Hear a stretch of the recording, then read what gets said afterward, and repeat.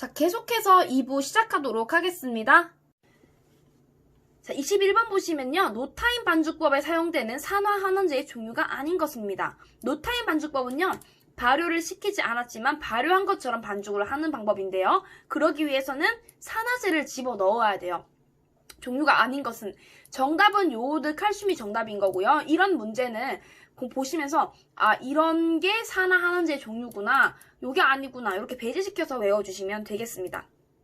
자, 22번 80% 스펀지에 밀가루 죄송한데 저 이거는 모르겠어요. 이런 거는 좀 어려운 것 같습니다. 죄송하지만 전 요거를 좀 패스할게요. 모르는 건 모른다고 말씀을 드려야 될 것 같아서 모르겠습니다. 정답은 뭐 가번이라고 하는데 모르겠습니다. 넘어가겠습니다. 자, 23번 어린 반죽. 자, 어린 반죽이라고 하는 것은요, 발효가 덜 된 반죽을 어린 반죽이라고 해요. 발효가 더 된 반죽은 지친 반죽입니다. 자, 어린 반죽으로 제조했어요. 1차 발효가 부족했나봐요. 근데 그럴 경우에는 중간 발효 시간을 어떻게 해야 되냐? 발효가 부족하니까 당연히 중간 발효에서는 좀 더 길어지게 조금 더 늘려주는 게 좋겠죠. 발효 부족한 반죽을 여기서나마 좀 충전시켜주는. 그래서 답은 길어진다가 정답이 되겠고요. 24번 다음 중 식빵에서 설탕이 과다할 경우 대응책으로 가장 적합한 것은 설탕을 너무 많이 넣었대요. 이때 대응책이란 설탕을 많이 늘렸다고 해서 너무 달다? 소금을 많이 늘리다. 이게 아니에요. 이건 요리가 아니잖아요. 그죠? 요건 아니고요. 설탕, 빵에 당 성분이 많으면 어떤 점이 좋냐? 이스트가 당을 먹고 분해를 해요. 이 말은 즉슨 이스트는 그냥도 분해를 하지만 당 성분이 들어가면은 더 잘 분해를 한다더라가 되는 겁니다. 근데 문제는 설탕이 너무 과했다. 그러면 어떻게 된다 했죠? 어떻게 된다 했어요? 발효가 져야 되는 거예요. 너무 과하게 먹었을 경우에. 그래서 왜 설탕 5% 이상 넣었을 경우에 발효가 져야 된다. 뭐 소금 1%에 더 넣었을 경우에는 발효가 져야 된다라는 말이 있잖아요. 삼투압에 의해서. 그래서 설탕은 적당한 게 좋은데 과했다. 그럴 경우에는요. 이스트 양을 늘려서 발효가 져야 되는 걸 막아줘야 돼요. 발효가 안 되는 거를 이스트를 좀 더 넣어서 발효가 잘 되게끔 해주는 게 좋습니다. 25번 둥글리기의 목적과 거리가 먼 것은 둥글리기. 자, 공 모양의 일정한 모양을 만든다. 공 모양의 일정한 모양. 공 모양의 맞죠? 뭐 공 모양 일정한 모양 만드는 거 맞으니까. 나번 큰 가스는 제거하고 작은 가스는 고르게 분산한다. 이것도 맞아요. 둥글리기 이제 분할을 해서 모양이 지금 안 이쁜 그런 것들을 가스로 좀 제거하면서 가스를 좀 분산시키는 게 맞습니다. 다번 흐트러진 글루텐을 재정렬한다. 요것도 맞아요. 분할했기 때문에 이게 막 반죽을 분할해 놓으면 이게 글루텐 자체가 흐트러져 있어요. 그거를 재정렬하면서 동그랗게 하면서 재정렬을 해주는 거고요. 4번 방향성 물질을 생성하여 맛과 향을 좋게 한다. 아니 그냥 둥글리기만 했을 뿐인데 맛과 향이 좋아진다고요? 이거 말이 안 되지 않나요? 답은 4번이 되겠네요. 자, 그 다음 냉동 반죽의 해동을 높은 온도에서 빨리 할 경우 반죽 표면에 물이 나오는 드립 현상. 그 원인이 아닌 것은 볼까요? 쉽게 생각하면 내가 냉동 삼겹살을 샀어요. 냉동 삼겹살 얼어져 있죠? 얼려져 있는 삼겹살 샀는데 이거를 빨리 먹겠다고 서서히 얘를 해동시켜야 되는데 그냥 전자레인지에 그냥 급하게 데워버린 거예요. 그러면 삼겹살에서 핏물 나오지 않나요? 너무 급하게 뜨거운 걸로 확 해버리면 그 핏물도 나올 뿐더러 갑자기 삼겹살이 익을 수도 있어요. 뭔가 갑자기 갈색으로 변하는 그런 걸 이제 드립 현상이라고 하는데 그 원인이 바로 얼음 결정이 반죽의 세포를 파괴 손상. 이게 방금 말씀드린 해동을 너무 갑자기 해서 색깔도 변하고 물도 나왔다. 요 내용이에요. 말이 어렵긴 하지만 그런 내용입니다. 반죽 내 수분의 빈결 분리. 요것도 같은 말이고요. 단백질의 변성. 아까 말씀드린 것처럼 너무 높은 온도로 해서 단백질이 이제 변했다. 즉 색깔이 나버렸다는 거죠. 급속 냉동. 요거는 급속 냉동과는 사실 드립이랑은 상관이 없어요. 급속 냉동한 반죽을 갖다가 너무 해동해버리면 생기겠지만 이미 드립 현상에 관련된 내용과는 요 가나다. 요게 원리가 되는 거죠. 요거랑은 관련이 없습니다. 27번 제빵 생산의 원가를 계산하는 목적으로만 연결된 것은 원가를 계산. 내가 빵을 판매하는데 빵에 2,000원을 내가 빵 하나를 2,000원으로 매겼어요. 이걸 왜 어떻게 측정하죠? 단순히 밀가루 가격만으로 갖다가 하는 건 아니잖아요. 그죠? 순이익과 총매출의 계산, 이익 계산, 가격 결정, 원가 관리, 노무비, 재료비, 경비 산출, 생산량 관리, 재고 관리, 판매 관리. 뭘 것 같으세요? 정답은 4번입니다. 이익 계산, 이익을 계산하고 가격을 결정하고 원가를 관리하는, 계산하는 목적으로만 연결된 거기 때문에 4번이 정답이 되는 거예요. 28번. 다음 중 빵의 냉각법에서 가장 적합한 것은, 빵을 이제 냉각시키는 방법이에요. 바람이 없는 실내에서 냉각한다, 또는 강한 송풍을 이용한 급냉을 한다, 냉동실에서 냉각한다, 수분 분사를 방식한다. 뭘 것 같으세요, 이것도? 딱 그냥 상식적으로 봤을 때, 우리 보통 그냥 빵 나왔을 때 빵을 뭐 냉장고에 넣거나 냉동실에 넣거나 하진 않잖아요. 그냥 뭐 기본적으로 실내에서 그냥 가만히 놔두면 냉각이 되는 게 좋잖아요. 자연적으로. 정답은 가번이 되겠습니다. 자, 29번 보겠습니다. 29번. 식빵 제조 시 수돗물 온도 20도, 사용할 물 온도 10도, 사용물 양 4kg일 때 사용할 얼음양은, 얼음양을 구하는 공식입니다. 얼음양. 자, 이거 같은 경우는 공식에다 대입을 해야 돼요. 자, 공식 어떻게 되죠? 자, 제가 얼음 사용 공식을 적었습니다. 보시면, 자, 사용하는 물 양 곱하기, 그 다음에 수돗물 빼기 사용하는 물 온도. 자, 그리고 밑에는 80 플러스 수돗물 온도예요. 이게 공식이거든요. 공식에 대입을 시킨 것 뿐입니다. 자, 그러면 어떻게 돼요? 80 더하기 20은 100. 100분의, 자, 괄호부터 계산하죠. 10. 4000 곱하기 10은 4만이에요. 4만. 그러면 100분의 4만은 4만 나누기 4만에서 나누기 100이 되는 거잖아요. 그러면 뭐예요? 정답은 400이 되는 거죠. 요거는 얼음 사용량 공식만 외우면 대입해서 문제를 풀 수 있는 쉬운 문제였습니다. 그쵸?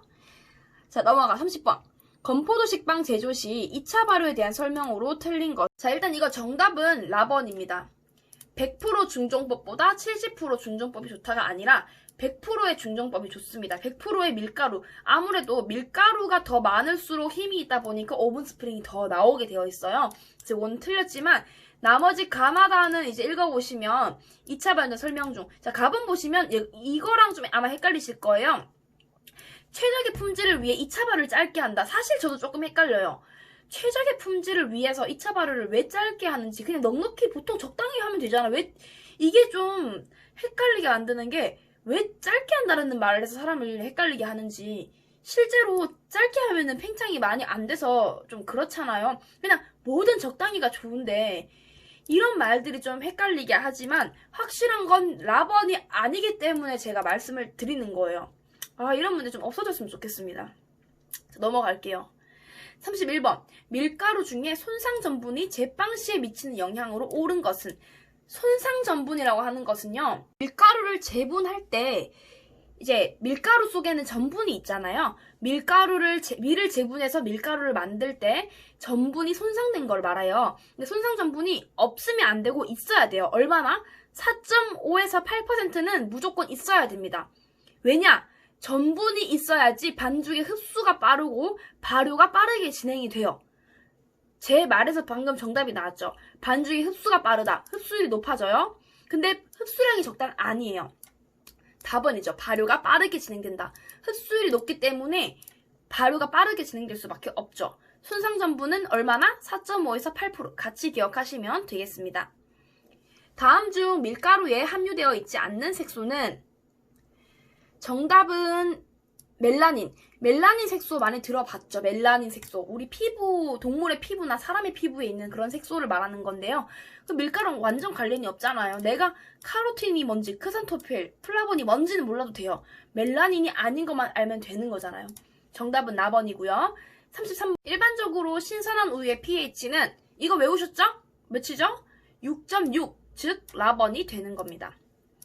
34번. 글리세린에 대한 설명으로 틀린 것은, 글리세롤 같은 말, 글리세린과 지방산 들어보셨죠? 글리세린은 뭐예요? 무색 무취한 액체이다. 맞고요. 3개의 수산기를 가지고 있어서 물하고도 좀 친해요. 맞습니다. 색과 향의 보존을 도움을 준다. 맞습니다. 탄수화물의 가수분해를 얻는다. 내가 가나다가 뭔지 몰라도 글리세린이라고 하면 지방의 기본 단위인데? 라고 떠올리면서 이거는 지방이 가수 분해인데 왜 라번이 될까? 하는 의문을 가지며 정답을 찍어주셔야 돼요. 이건 아니죠. 그럼 탄수화물의 가수 분해로 얻는 것은 뭐예요? 탄수화물의 기본 단위인 포도당을 생각하시면 되겠습니다.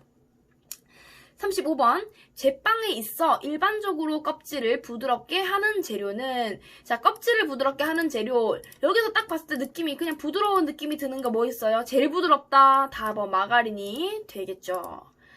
36번. 전분을 효소나 산에 의해 가수분해시켜 얻은 포도당액을 효소나 알칼리 처리로 포도당과 가당으로 만들어 놓은 당의 명칭은, 자, 이거는 조금 헷갈리시면 안 되는 게, 자, 포도당과 과당으로 만들어 놨다고 해서 바로 전화당을 찍는 경우가 있어요. 근데 여기서 봐야 될 건 이거예요. 전분을 효소나 산에 의해서 처리했다고 하죠. 정답은 이성화당입니다. 책에도 없을 수 있어요. 이걸 외우셔야 돼요. 전분을 효소나 산에 의해서 가수분해 시켜서 얻은 포도당액을 효소나 알칼리 처리로 포도당과 가당으로 만들어 놓는 당이 바로 이성화당이구나. 그 전화당은 전분이 아닌 설탕을 처리해서 만든 게 전화당이 되는 거죠. 전화당과 이성화당 헷갈리지 마시고 문제를 뽑아주시면 되겠습니다. 37번. 빵 반죽의 이스트 발효 시 주로 생성되는 물질은, 볼까요? 가번, 물 플러스 이산화탄소, 알코올, 이산화탄소. 이게 지금 뭘 말하고 있냐면, 빵을 우리가 발효시킬 때 빵에 나는 향 있죠? 그 향하고 빵이 발효시킬 때 빵이 커지죠? 그 부피. 어떤 성분이 그렇게 되냐를 묻는 건데요. 알코올로 향을 내요. 빵의 향. 그리고 빵의 그 이산화탄소로 부피를 부풀게 합니다. 정답은 나번이 됩니다. 38번. 직접 반죽법에 의한 발효 시 가장 먼저 발효되는 당은, 이것도 그냥 외워주셔야 될 것 같아요. 가장 먼저 발효가 되는 당은 포도당. 이거 같이 외워주시고요. 39번. 제빵 시 경수를 사용할 때 조치사항. 경수가 뭐예요? 바닷물 같은 거, 센 물을 말하는 거. 바닷물, 지하수물 이런 걸 말하는 건데, 이거를 사용했을 때 조치사항을 묻고 있어요. 이스트 사용량을 증가한다. 맞죠? 왜냐? 경수는 센물이기 때문에 반죽이 단단하고 발효가 빨리 안 됩니다. 그래서 이스트 사용량 증가하고요. 메가라고 하는 것은 보리의 씨, 보리를 말하는 거예요. 보리를 첨가하면요, 이게 당 성분이기 때문에 발효에 도움을 줍니다. 그래서 메가도 맞고. 다번, 이스트푸드 양을 감소한다. 이스트푸드는 산화제 중에 하나예요. 산화제, 반죽에 산소를 공급해서 반죽을 좀 단단하게 만들어준 역할을 하는데요. 안 그래도 샘물을 사용해서 반죽이 단단한데 얘를 감소시키는 게 맞죠? 증가하면 안 되잖아요. 감소시켜주고. 급수량을 감소한다? 반죽이 단단하면은 급수량, 물량을 좀 늘려서 반죽을 좀 부드럽게 바꿔주는 게 좋잖아요. 정답은 라번이 아닙니다. 40번. 달걀의 특징적 성분으로 지방의 유화력이 강한 성분은, 지방의 유화력, 레시틴, 이거 바로 찍으셔야 돼요. 레시틴은 달걀 속에 있는 노른자 속에 있는 천연 유화제입니다. 유화력이 강한 성분은 레시틴. 이게 정답이 되겠습니다.